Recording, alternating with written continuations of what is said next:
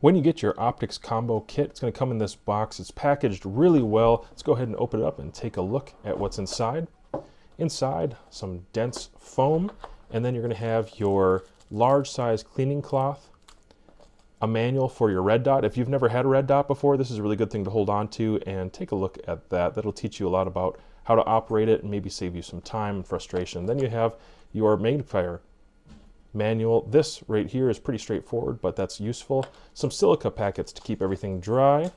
And then you do get some batteries for that red dot, really nice packaged individually.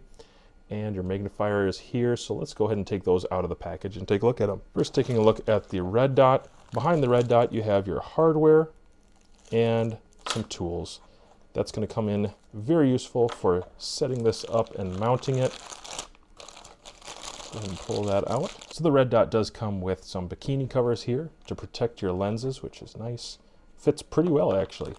Then you have your elevation and windage adjustment here, as well as your power on, and you have illumination settings and your battery compartment right there. For the magnifier, go ahead and take that out of the package. The magnifier here, it doesn't require a lot to know how to use this other than just flipping it over when you don't want to use it. So it's a simple motion, just like that right there. Not a lot you have to do other than go ahead and get this itself loosened up, attach it to the Picatinny, and then you can go ahead with the zeroing process when we get it strapped onto a gun. Now, when you're setting up your CV Life magnifier and your red dot, there's one thing that is usually useful is just keeping them a little closer together. They don't need to be far apart for any reason. They can be close enough together, just like I've set up here. This little gap does not actually interfere with the product working. In fact, it's helpful because it just gives me a little bit more room for this to fold. And then also, if I choose to wear the bikini covers on the red dot, like so, there's enough space in there for the optic to actually roll out of the way. When it's time to zero your optic, remember that the first thing you're going to do is zero the red dot. Now, inside your package, you have everything you need to go get this on a Picatinny mount of some sort, but you're going to need to know how to zero this. And so you have elevation on top and you have windage on the other side. And you're going to use those to move the red dot around inside towards the location that you want your impacts to be. So make little adjustments at a time.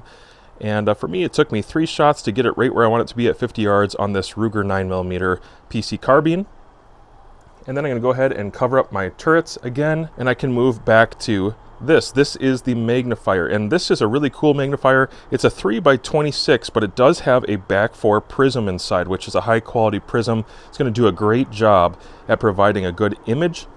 And this also has a windage and elevation, but this right here is not doing the same thing as the windage and elevation in here. This is actually just to get your image in the magnifier to be centered up. So when this is zeroed, all you have to do is make sure that your red dot is zeroed in the center of this. You can just move it around. You don't necessarily need to shoot to initially do that, but I would always recommend after you've zeroed up the red dot image in your 3x magnifier, then do a few confirmation shots just to make sure it's generally where it needs to be. The rear of the prism is going to be where you're going to control your diopter adjustment. Back here, you have plus and minus to correct that image and make sure the red dot is sharp for you. And for me, in my eye, the way that I needed to set it was all the way to the right, and that was crisp for my eye in particular. To actuate this, all you need to do is simply apply some pressure underneath and to the side. It's going to move to the right in the way that I've set it up.